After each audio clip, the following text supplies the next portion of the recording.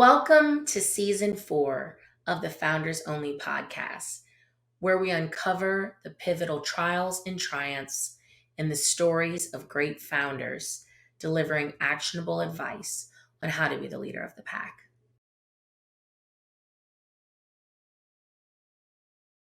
Today, I am so excited to welcome Alex Duda from Albiware. He is also the founder of Evolve, a mastermind, which is going to be, is this the first conference in 2024? It First is. mastermind conference? Okay. And also the author of Restoration Millionaire. Thank you so much for joining us, Alex. Mia, thanks so much for having me. And that was an awesome intro. I really appreciate it. Of course. So I also know Alex from SaaS Academy. So super excited to have a fellow SaaS Academy member here. And so we're just going to jump right in. And the first question I have for you, Alex, is tell me about how you became the founder of Romexterra. Yeah, Correct? Nailed it. you nailed it. Yeah, The absolutely. founder of Albiware. Absolutely. So yeah, I mean, I've been an entrepreneur my whole life. Starting even in high school, had a bunch of random gigs from a snow removal company to a website building company. But I guess my first real company was co-founding Romexterra Restoration with my father. And the idea kind of started on a beach in Mexico. We had this family vacation. I was probably 17 or 18 at the time. And my father was pitching me on all these crazy ideas of what he was trying to go after in his new venture. And he told me about a restaurant and a trucking company and a few other things. And my father had a lot of experience in construction, specifically restoration as a subcontractor. And I was just baffled by the fact that he wanted to move into these completely new domains. And I asked him, hey, Dad, instead of focusing on restaurants and other stuff, why don't we just do restoration? Because you clearly know how to fix houses as a subcontractor. He's like, yeah, but I don't know how to sell restoration work or do any of that stuff. That's not really my forte. I'm like, well, I've been selling all kinds of stuff from snow removal to printing and promotional materials. So I'm like, I could sell anything to anybody. You do the work, we sell. And that's just kind of how it started. And fast forward to today, multi 8-figure company in the Chicagoland area, probably about 70 or so employees running around the Chicagoland area, helping people after their houses burned down in flood. And while growing Romexterra, we realized that there was a tech need within the space. There weren't any tech-enabled products, vertical SaaS products for restoration contractors. And it was really holding us back from collecting money and doing a few things. So we Mhm. decided to, hey, build this CRM job management system for our industry. And afterwards, we realized the market potential and decided, hey, let's go to market with that. So that's kind of a quick snippet there. And so when did that happen? When did you have that idea to build Albi? It was about 2020, so about 6 years into the restoration industry experience. So 4 years Super ago. recent. Yeah. Holy crap. Okay. Okay. And so actually a little bird told me that you are a first generation immigrant. Yes. So if we go way back when, I actually took my first steps on American soil. My parents moved from communist Romania to the United States. They actually won this thing called the green card lottery. Oh, And basically, you apply for a lottery and you get an American green card, which means that you can move to the States. And a lot of people like it's super hard to get. Um, and yeah, I was 1 years old and they packed up, left aside their entire Romanian life and moved to beautiful Boston with their 1 year old kid at the time. And yeah, I'm actually the byproduct of the American dream. I'm living the American dream.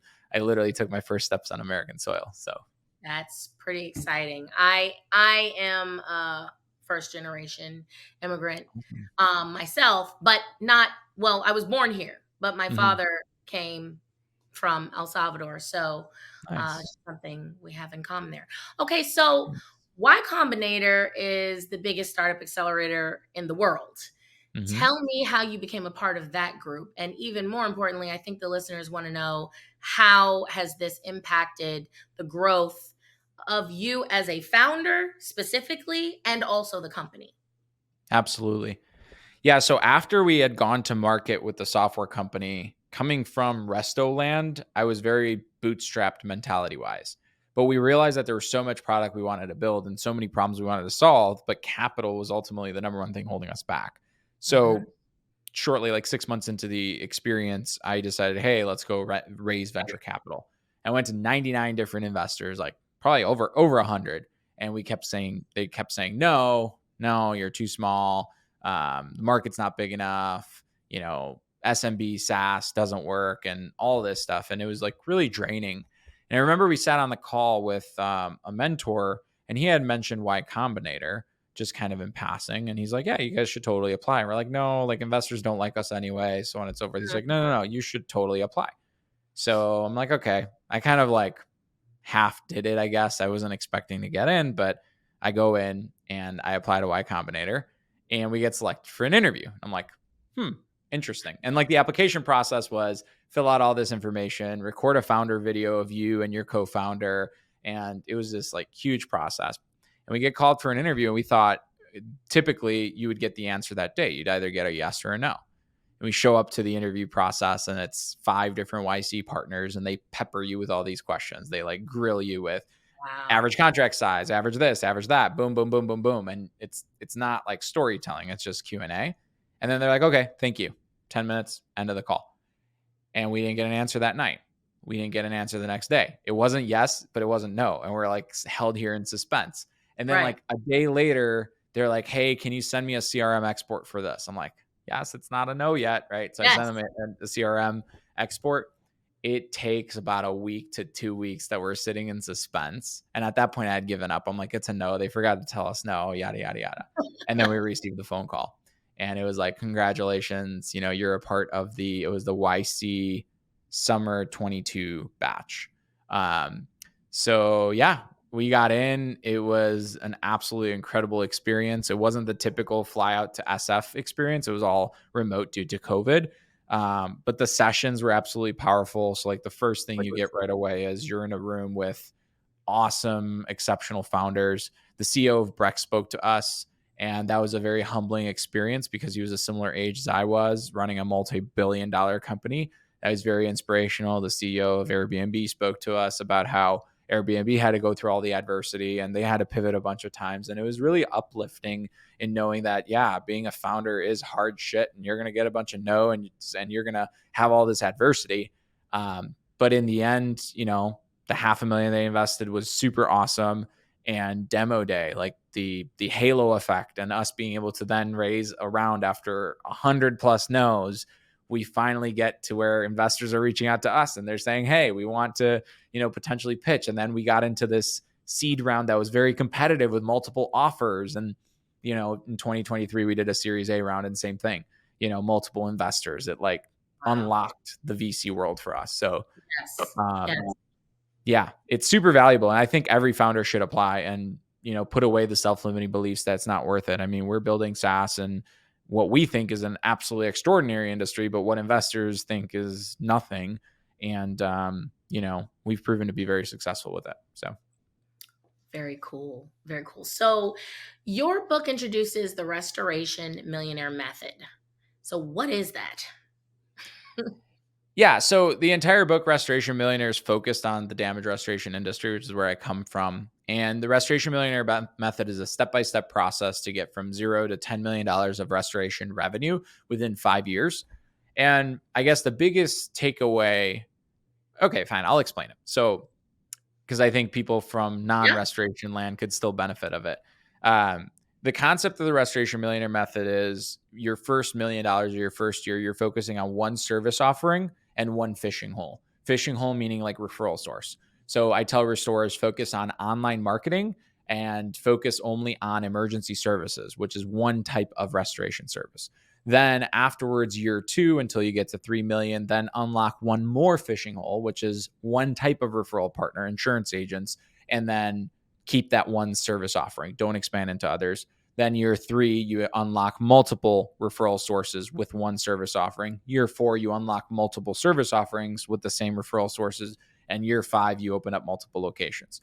And I guess the biggest takeaway for anybody that is not in restoration listening to this, which is most of your people, it's the concept of focusing. We all Mm-hmm. want to do everything for everybody at every Mm-hmm. single given time, but you need to Yes. take it piece by piece. So Yeah. focus on a simple one product and focus on a simple one channel to dominate when you first start out. And eventually know that over the next 5 to 10 years, as your idea matures from a $500,000 business to a $20 million business, you will eventually build on top of that. But don't try to be everything to everyone, because that's how you'll fail.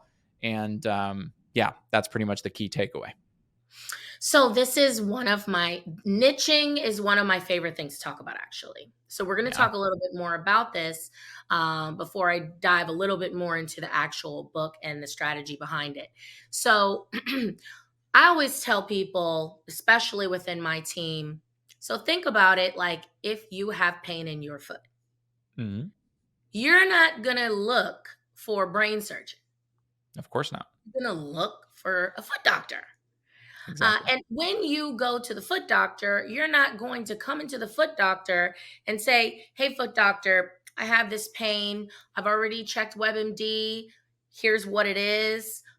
Go ahead and write the prescription for this, and do that. And I need to go in surgery for this and that." That's not how it works, right? People want to work with experts. They want to Exactly. work with specialized experts, and so I really think that it's really powerful, the concept of niching. And so my other question about the book and your story around the book, did you is Restoration Millionaire Method something you actually fully instituted in your business, or is it kind of a mix between steps you took to accelerate growth within your restoration company and kind of looking back what you could have done differently, what you should have done differently? Is how does the book kind of deal with your shoulda coulda wouldas? Yeah, it's actually the latter. So it's the combinations of lessons learned from things that didn't work and things that worked. And it's essentially, if I were to start all over again from ground zero, What you would do? how would I start a restoration company? What's the path of least resistance, right?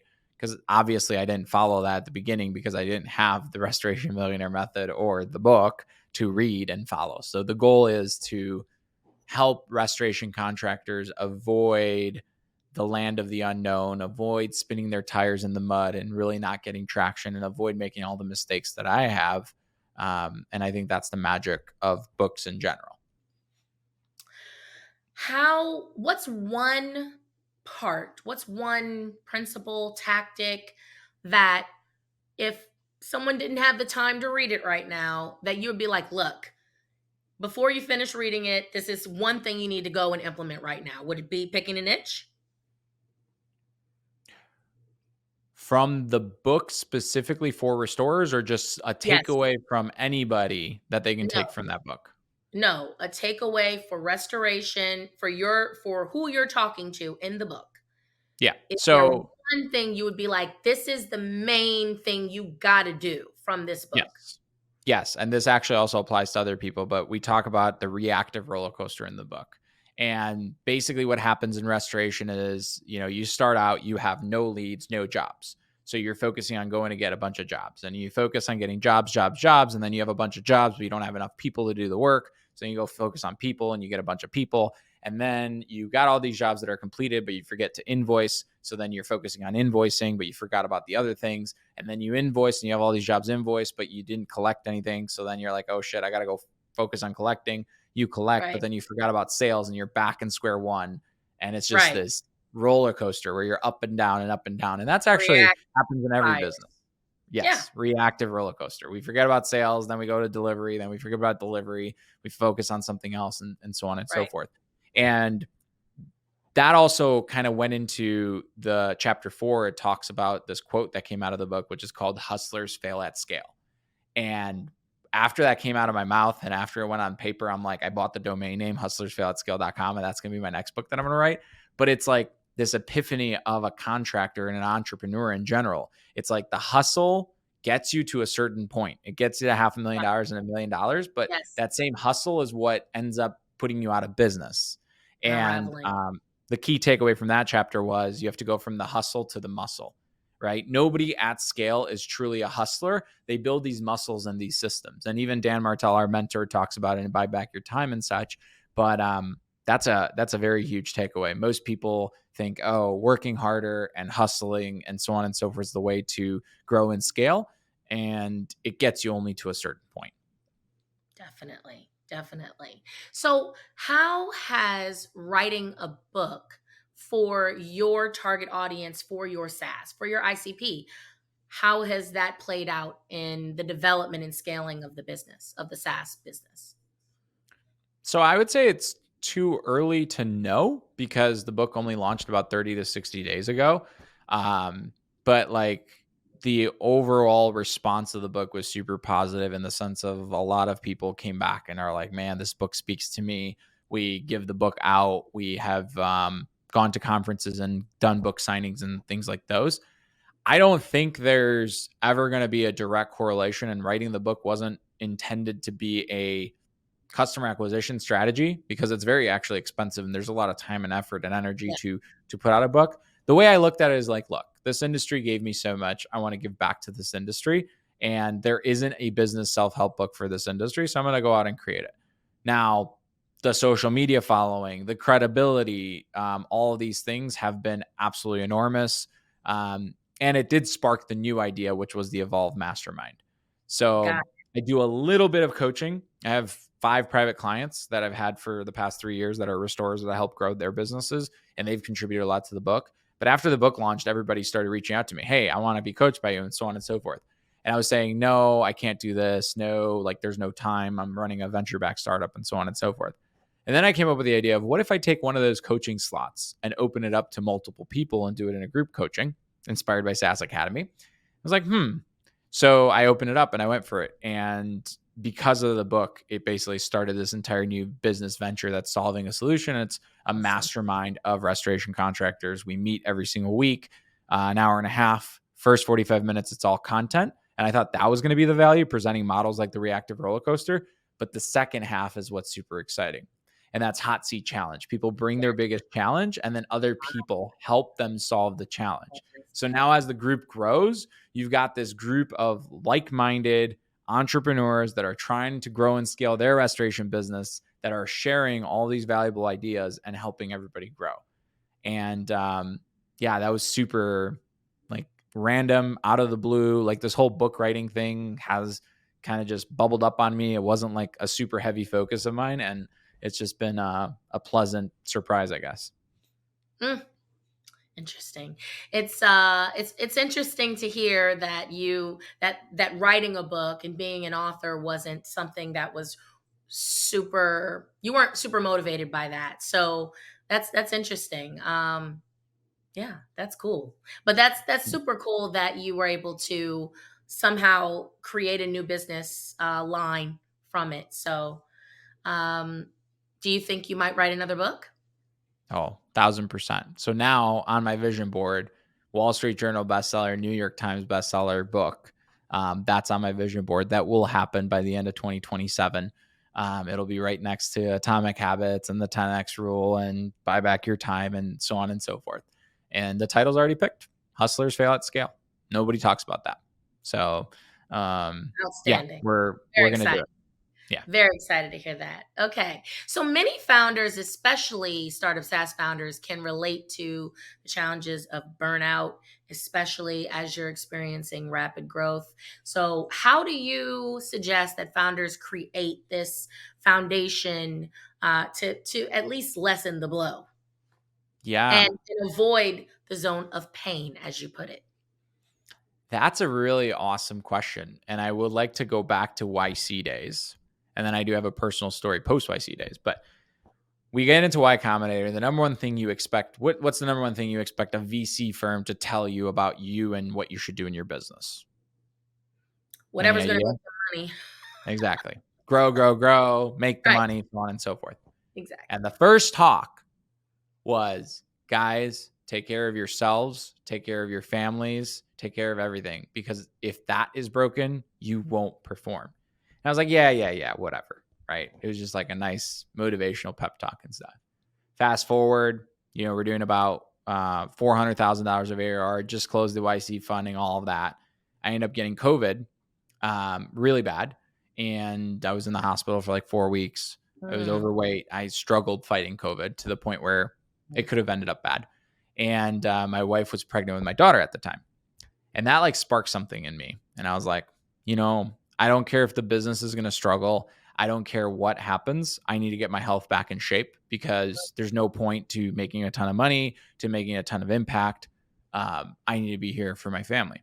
And I was like, again, I don't care if I take away from the work life to add life balance, right? I don't care if my business suffers a little bit. I'm going to do this. I'm going to do it for myself. So I went on 75 hard, did a bunch of things, turned my life completely around. And I was Wow. expecting business to go down. I was expecting time to be traded away from the business for my selfish needs. The exact opposite happened. Mm. The better in shape I was, the healthier I was, the better my relationship with my family was, the better my relationship to my God was, business just boomed. And then I realized that really what causes burnout is imbalance. Burnout Mm. is going 150% in business, but only 20% Mm. in health, right? Yes. But it doesn't mean that you have to go down in business from the 150%. Keep the business level at 150%. Just go 150% in your health. And if you go all in your business, in your health, in your love, and in your relationship with the greater good, you will be unstoppable. And that was like the key unlock and like the epiphany. And that's what prevents burnout. Burnout isn't you're going too hard. You can go a ton more hard. You can go 100 times more output than you have right now. Burnout is being imbalanced. And work-life balance isn't about spending all your time at home or anything about balance, in my opinion. It's about that integrated life where it's that flywheel. Everything is moving at 110% at optimal capacity in all aspects of life.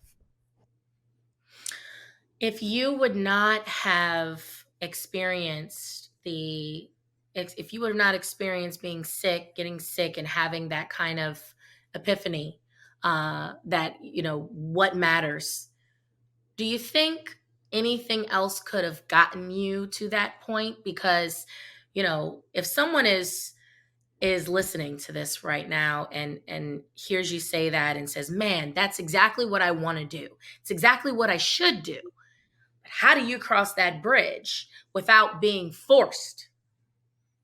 Yeah, that's a tough one Hmm. because it's not like I never knew about being healthy was important. It's not like I hadn't heard the podcast and such. And I think that's just kind of the fun part about life and the blessing about life is that like your greatest superpower lies right next to your deepest wound. And sometimes it takes, those challenges that life throws you, those times where you almost don't make it. Those are blessings. We all want to victimize ourselves over them. We all want to cry about them. We all want to, be emotional about them, but like every time I've hit rock bottom, I'm so grateful that I've hit rock bottom. And that wasn't the first time and the only time, and probably not. Like, there's probably going to be a million other times that I'm going to hit rock bottom or hit some lows in life. But they're blessings. As far as people who listen, I mean, the ideal scenario is you listen to something like this, you're inspired, you apply it in your life, and you prevent it. But unfortunately, yeah, to a lot of people, including myself included, it takes some like, oh, fuck moments to really change trajectory, especially to extremely change trajectories. Yes, yes. I just, as a personal note, I say a prayer often. God, please just help motivate me to do the things that I need to do before you make me. I say it all the time. I Yeah, don't want to experience the pain. Just tell me make me do it, God. exactly. And then, so what is the zone of pain? What does that mean? What does the zone of pain represent? Is it, is, well, let me let you answer The zone of pain is reaching the destination or what you think the destination is, and like having a sour taste in your mouth and realizing that you hadn't enjoyed the journey. it. Got it. You grow to the point where you make the money that you think you made, and you're like, what's the point? Why did I do all this? right? Or holy crap, I can't deal with the amount of money I'm making or the amount of sales that I'm making or the amount of XYZ. I have so much stress and anxiety and just everything. And then you start second guessing yourself. It's like, why did I even want that? Maybe it's because I don't deserve this. That's why I shouldn't have this. And yeah, it could be a pretty dark spot for a lot of people. What is your morning routine? Has it changed and evolved since the book and the accelerated growth of Albi? Has it changed recently, or is it stayed the Yeah, same? it gets fine tuned quite often. I used to be a night owl. I used to, work till 3 o'clock, 4 o'clock in the morning, sleep for a couple hours, get back up and go do it, but not start my business day till like 10, 8, or 9, 10 ish. Um, my daughter was born. I realized that, hey, you can't really work through the night if you have a little baby. And you need to start freeing up those evenings. So I was like, okay, well, the only way to free up the evenings is to do what I hated, which was wake up Yeah. early in the morning. And I Hmm. flipped it. Now I'm up, 4 to 5 o'clock every morning. And my number one focus in the morning, I mean, there's four aspects, but it's feed the mind, body, and soul. And then work/focus on one important thing, the 2X lever that's going to move my business forward. So typically working out, eating a pre-workout and post-workout, like I have 2 breakfasts, not one. Typically involves journaling, meditating, things like those. A couple times a week, I cold plunge, but everything to set me in the right mode. That's how I see it. I see mornings as the most powerful part of the day. And I see now having that morning routine and working ahead of the day, right? As opposed to falling behind, which is what I was doing before. And there's a lot of tweaking that I'm still working on. And, there's a fine balance between overcomplicating and having the 50-step morning routine that you're just going through the things versus, again, I'm a firm believer that simple scales and like simplifying things is the way to really scale things. So let's talk just really quick about that last thing you said about simplifying your morning routine. So I went to Tony Robbins a few months ago and came back fired up as expected, and was like, okay, I'm going to get up super early. I'm a night owl as well. I'm just best at night. And so I was like, no, I'm going to get up at 6, which is a big deal for me. I do not have Mhm. a small child in the house anymore. Mhm. And so I planned this whole 3 hour, like, Yeah. so many things I couldn't even name everything that I put on the calendar. And I did my preloaded year and I filled all the things in and I had my perfect week of the whole, and it was just like too much. And I had to, like, okay, well, I have to baby step this, atomic habits or whatever. I have to baby Yep. step this and figure out what is one thing I can implement, get up a little bit earlier and do that, then get up just a little bit more earlier and do that. But one challenge I found in this process of kind of baby stepping and getting up earlier and starting my day in a different mind and mode has been when times are tough. Whether it be an argument with your spouse or a challenging staff person on your team, and you're trying to deal with something, I feel like something inside of me kind of takes it on at such a significant level that it kind of shuts me down and I go revert back into what's comfortable. Do you have any thoughts on that? A Especially from being thousand a night percent. owl. A Mhm. 1000%. So in my immigrant upbringing, my parents were rather strict. And anytime I did stupid shit, and I was like an ADHD child doing stupid shit all the time, they'd take away everything and I'd be locked in a room. And sleeping was like my coping mechanism, right? Mm, Go to sleep, and that was my way. And I realized that, a lot of times if I'm emotionally charged, I just want to go to sleep, like not read yes. a book, not watch TV, Yes. whatever. And it's almost like my body gets tired and such. A trick that I learned in like some spiritual therapy work that I did was understanding when you get to those moments that you're not tired, you're not anxious, you're not sad, you're not angry. You're the feeler of the feeling of angry, tired, sad, so on and so forth. And kind of separating the feeling from your identity, because oftentimes we Mm, want to take that feeling and identify with it. And then we're just an absolute loser, blah, blah, blah, blah, blah, blah, blah. And it's been something that I've been feeling. It's like, no, I am the person who expresses themselves in the morning, but I'm also the feeler of this feeling of discomfort, of this feeling of sadness and stuff like that. But I choose not to enact on this feeling of sadness or whatever. I choose to express myself in this specific way. And through some breath work, through working with yourself and your mind and like your beliefs, you can make it not necessarily easier. It's still going to be hard, but you can still stick with those things. And that's what I would recommend to anybody when they face that adversity and those challenges. So basically, separate your identity from the feeling and accept and acknowledge that you have the control to still do the thing that you need to do, set the feeling aside, and do what you need to do. I love it. Right. I love it. I love it.